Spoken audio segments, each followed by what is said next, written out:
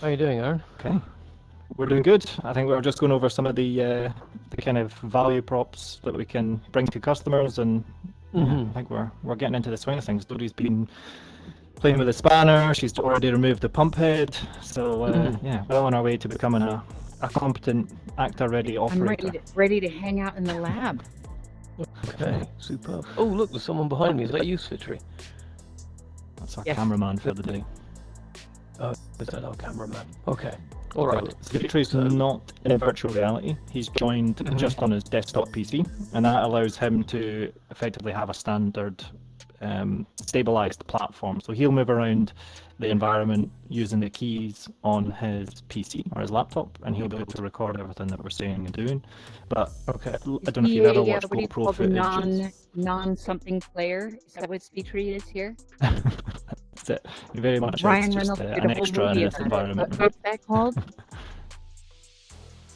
Is it an NPC, a non-playable character? Thank you. An NPC, okay. non-playing character. Is that what Speedtree is when he's not in the hallway?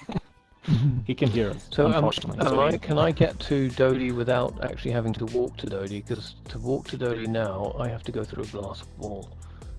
You can. So you can see teleport. teleporting around here. That's it. So on your controllers, Connor, you'll have a couple of joysticks under your thumbs. Yep. If you take whichever hand you are, I'm assuming you're right-handed, and you push that joystick and hold it forward, you'll see a circle. Hey, Oh my God! There you are. God.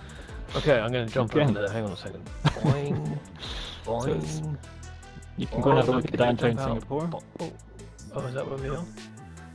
No, now you're inside the mixer. Oh, this is brilliant. Come to the ready. Okay, I'm behind you now. Out the way. Show me. Out the way. Okay. Oh, I'm inside. Shoulder to shoulder. Weird. We're that was worse weird. Shoulder to shoulder. I know, we just mind meld. That was gross. I saw things from Connor's perspective then. I don't think that felt really strange. I don't ever want to do that again. That is some very serious kind of, what's it called, like haptic resonance that happened there. It's very strange. So we went to kind of great lengths to make sure that anyone, I mean, when you're rolling this out to the masses, which currently looks as though the way that multiple companies are looking at doing, you want to make sure it's compatible for as many people as possible, right? So anyone who says, I've tried VR before, normally it's at a party at some point and they've been put on a roller coaster to try and make that person feel as nauseous as possible. Trying to unpick that learning and say this is going to be very different, right? It's really high resolution. There's a lot of design considerations put in for the big windows, everything be very light. You put them through pain first, just to show them how this is not as painful. Did I understand that correctly? It's not through choice. How bad it can be, and this is how bad it's not. Exactly. I feel like that's the way that most people are introduced, right? Is at a party at some point, usually after some alcohol's been consumed, and then they're put onto some sort of crazy roller coaster that breaks halfway through, and the expectation is that you scream at some point, right? So this is totally changing the utilization of it, and to say, from the start, we've made sure that this is not the same experience. There's no jump scares in this. It's to be as educational as possible. And yeah, I mean, exactly as you said, Dodi, you've never actually stood in front of an ACTA ready, but what we see when we've tested this with customers now is my even memory without will tell me that I have. For sure, but I not think just you have, the because you experience. stood in front of one in the tester lab, right? There's one of those in here. There was one of these in there. Yeah. I didn't open the doors, and I didn't open the safety valves. I've never actually handled it. So I haven't actually seen you handle it now, Dodi. Can you show me?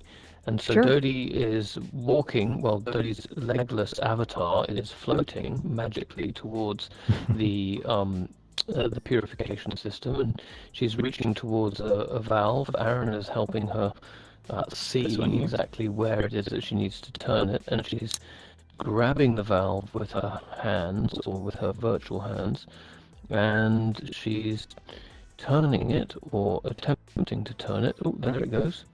It wants to go. Flops down. So that's it. So it's actually very, very photorealistic in terms of how the hand is being shown, or you can see Dodi's hand actually grabbing onto the valve and opening it. The only buttons you need to be pressing are the kind of triggers, right? At this point, because you've already moved it around. So if you should have the instruction manual on your left wrist, which Dodi is without any instruction, now racing through the installation of a flow kit and closing all the valves. I'm following the instructions on that are popping up from my wrist. This is so simple, and it's what you were talking about earlier, Aaron. It's this kinetic. I'm not just reading the instructions and thinking, okay, that's going to be the next step. I see the instructions and then I physically carry them out. And it's actually making me feel like I totally understand this process. Do you know, this is like threading my sewing machine. I sew a lot, and I feel like I am successfully threading my overlock sewing machine, because there are lots of little things that have to go into special little slots. So what you've got there is basically two pieces of tubing with an O-ring in the middle, and what we're going to do with that clamp is just clamp those together to make sure there's no leaks. So that that's it. And now, righty-tighty, you just rotate that to the right. That'll lock that into place. So that's now a kind of sealed connection. It sound at me, and it's confirming. Bling, bling.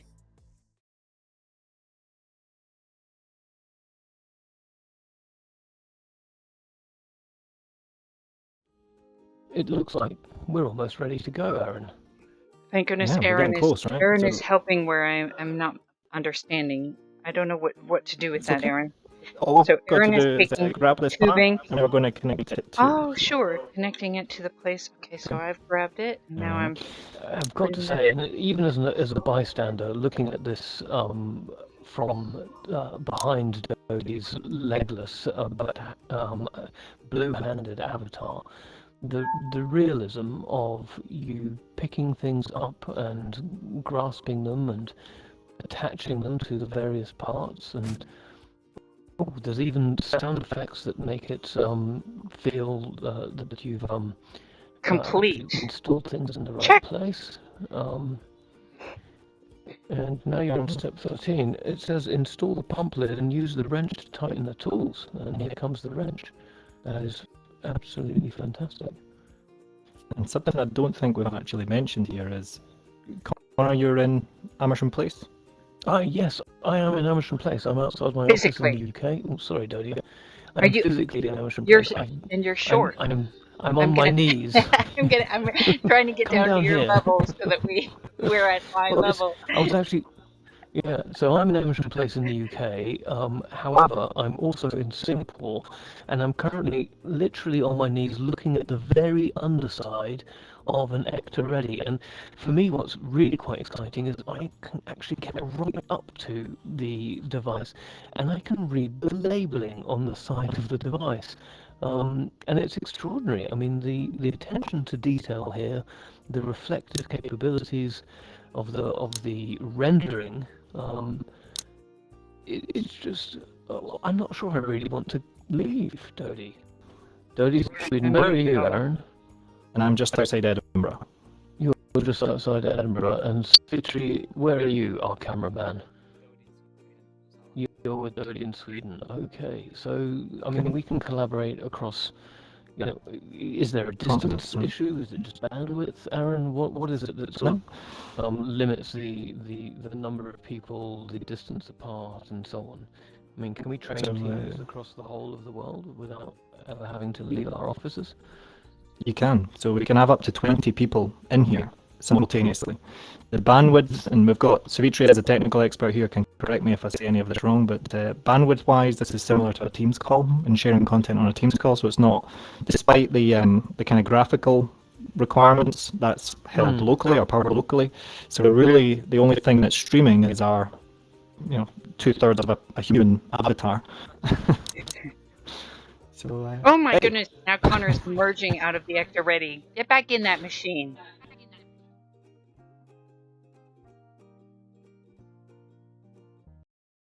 You can see we've got just a kind of final message here popping up, just to let you know that ensure all the valves are safely closed, pressure sensors are in place, and everything's properly connected. Just a little final sanity check.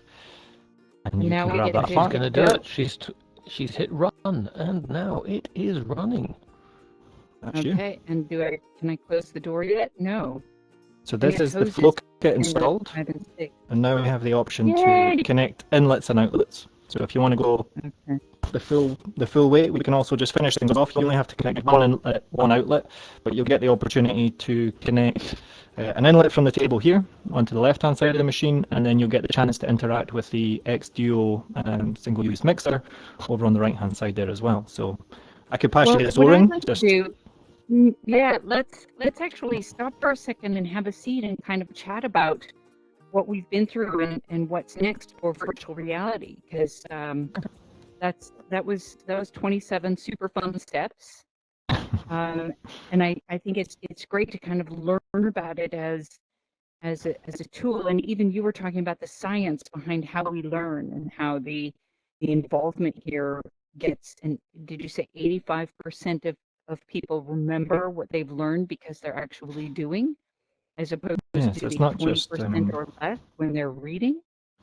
That's it. So when I refer to information retention, it's 85% of the information itself, rather than 85% of people, right? So I will also grab a seat so we can sit down. In this room, it depends on whether you want to go and sit, but we can actually sit at these tables, and we can also meet in Malibu in a boardroom as well. So the room that you teleported to, Conor. Let's go to the boardroom in Malibu. Almost 40 years ago, on a beach not unlike this one, I was studying exactly this question. What are the rules of social etiquette in a hypothetical virtual reality? And suddenly I find myself in it. And of course, asking the same question. What have you learned in 40 years? Anyway, Aaron, what's the answer?